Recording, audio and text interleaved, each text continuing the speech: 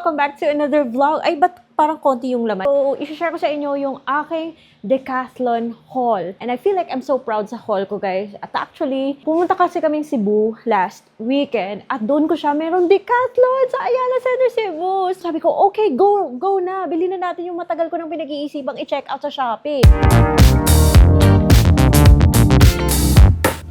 Dahil importante talaga yung kape sa buhay natin. So, i-reheat ko lang to. Kasi meron pa siyang natitira. Hintayin na natin na uminit siya. Excited ako kasi pumunta kami Cebu last weekend at doon kami nag-check-in sa Seda Hotel. And then, pumunta kami syempre ng Ayala Center Cebu on our day 1. Shopping ng konti. And then, na-search ko sa Google na meron palang Decathlon sa Ayala Center, sa Ayala Business Center Cebu. Marami kasi ako ni-add to cart sa Shopee ko, guys. Dahil alam niyo naman na recently start akong mag-learn na mag-swim. Like, swim, freestyle. By the way, guys, so ang lalaki na ng aking mga basil and nakapag-harvest na. This is, ano nga pala ha? Ano to? Pepper. So, di ba, I started swimming and sa ano ako nakabili? Sa Decathlon, basta, umulan kasi kanina. Kabili ako ng kickboard. Sa Decathlon, well, yeah, actually it's value for money. It's not as stiff as Speedo. Price niya, lagay ko na lang dito. It does the job. Happy na rin ako sa kickboard ko. So, sabi ko, okay pala yung mga, okay pala yung mga items sa Decathlon. Sabi ko, nung nakita kong may Decathlon sa Ayala Center Cebu, go! Let's buy some stuff na kailangan natin sa ating mga run at swim activities. And may konting pang recovery. Things na, okay, dahil mainit sa labas.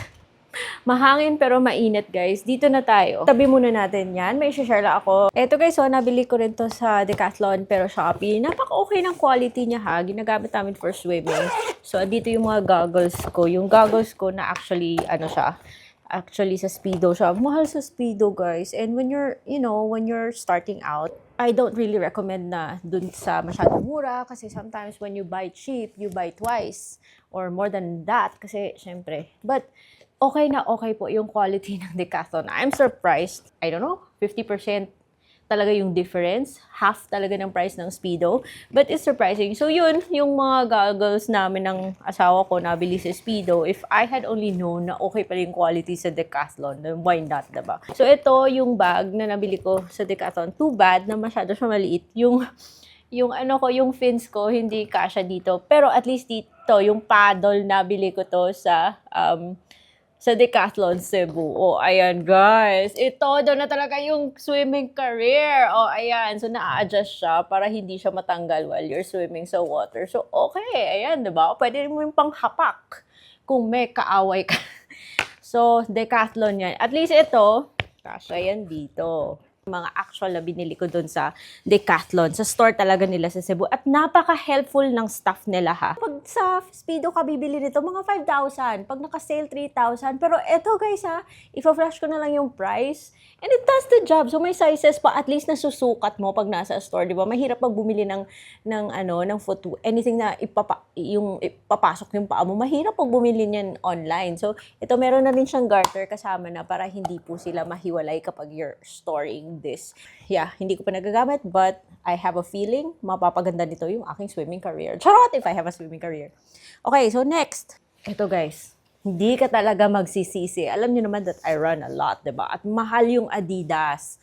Mahal din yung Nike and other brands. So, nakakasayang kapag paulit-ulit mong ginagamit sa training. So, this one, okay, size XS. Oh, may tag.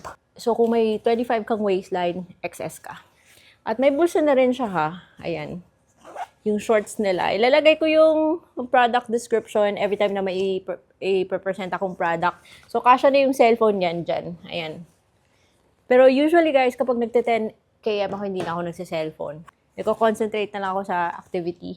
So, meron na rin siyang ganito para hindi siya bumababa when you're running, especially if basang-basa ka sa pawis. May lining na rin, guys, ha? For those of you na mas prefer yung may lining para iwas chafing. And the quality. Sulit na sulit, guys. Again, lalagay ko na lang yung price sa screen. Okay, next. Yung running singlet. I don't know, ha? Pero medyo mabigat siya. But for training, okay na to. So, ayan, may price. May price pa kasi medyo malaki tayo dito, so small ako, hindi XS. At meron siyang mesh sa likod para medyo cooling yung effect nito. And Okay siya, guys. So, ayan, titikan nyo. Okay na okay yung quality niya, guys. Hindi ka talaga magsisisi, especially when you're running a lot. Husband ko, bumili na rin. Para na rin siyang, hindi ka na rin, para na rin siyang kasing tulad na rin siya sa quality ng Nike, tsaka Adidas, and other training, materials sa mga training na mga, mga training gear and kit. So, meron na rin siyang lining. So, yan. So, sabi ko sa kanya, bumili ka ng ibang kulay kasi yung mga Nike tsaka Adidas niya, it's either khaki or, or black. Oh, yan. Oh, ayan. This is their Kip Run na line. Super okay na okay. Hindi ka talaga, guys. Promise. Nakatry akong Hoka, nakatry akong Adidas, nakatry akong Nike, nakatry akong Asics, and Puma. Hindi ka magsisisi sa quality ng running apparel ng Decathlon, especially for training and if palagi kang nagra-run. Sulit na sulit. I wish I bought more kaso medyo limited yung colors at saka yung size sa colors na nagustuhan ko. We also have these compression shorts. Hindi lang siya kasing tight ng compressions ng Nike, but for training, okay na to, no? Pockets for gels. It's too small para sa cellphone, but gels, yes. Kasi I'm trying na masanay na walang music, walang cellphone while running. Alam niyo man, we're preparing for a big marathon event. Ewan ko lang kung kaya kong mag-run ng 42 km without music or distraction. Pero I guess, natitrain naman yan. So right now, kaya kong up to 12 km na walang music. And then, meron din si husband ko bumili ng support para sa knees niya kasi I think maybe it has something to do dahil matangkad siya and he's not used to running kasi siklista siya. So, he needs extra support. Ako, I've never used mga support or compression or anything for knees kasi matagal na ako nagra-run. So, medyo nasanay na yung mga joints tsaka knees natin. So, I don't need this pero bumili na rin siya. But maybe, who knows, baka. So, this will be my first time na bumili ng compression socks. Napatry ako, guys. Kasi, like I said, tingnan ko. Who knows, kasi mag-training kami for volume. The runs are gonna become longer and longer and more kms. So, I might. At sabi sa akin, kailangan na wash talaga siya before your first use kasi baka malula. So, kailangan siyang labhan before the first use. Again, first time ko itong mag-try ng compression socks and it's value for money, affordable, and mukhang maganda naman yung material niya. So, why not, diba? I might need it. I probably won't, but at least it's good to have kung na andun na siya. Tapos, wala siyang mga branding. So, hindi siya magko-contradict or magko-conflict sa design or colorway ng running shoes mo. So, it's very neutral. So, yan. Medium ako dito because of may size naman. Pero lumalabas medium ako sa compression socks. Kaya din ako bumili ng socks nila. Why not? Okay yung material. And, asan na ba yung mga Meron din akong biniling for yung resistance bands. Glute bands. Kasi, when you're running, you also do strengthening exercises para iwas injury, pampalakas ng tuhod, pampalakas ng glutes, pampalakas ng legs. So, you need to do resistance training.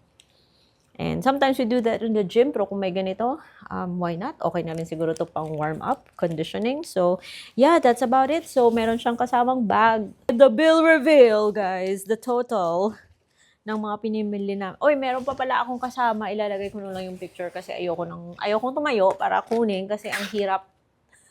It's not really that hard, pero ayoko nang tumayo, guys. Bill reveal! 7,340 for all of it. Pero alam nyo, it's gonna be more expensive kung sa Speedo ko pinamili, kung doon ako nag-shopping sa Speedo, doon ako nag-shopping sa Nike, doon ako nag-shopping sa other stores. But dito, it's a one-stop shop for all that you need. And 7,300, hindi ka na magsisisi, guys. Maybe kung sa Shopee ko binili, but there are items just like this one na kailangan in person mo talaga. Yung talagang masusuri mo siya. And tinry ko to eh. Nag-fit ako nito. So, bill reveal. 7,000. Pero ang dami namin pinamili, guys. If you've been buying stuff from other stores na 2 times, 3 times, 4 times yung price, hindi ka magsisisi dito. So that's about it. Check my other Cebu trip vlogs, yung Ironman weekend namin. Meron tayong pins and links and links sa description box. And that's all for today's video. This is Ate Red, and catch up with you later on another vlog.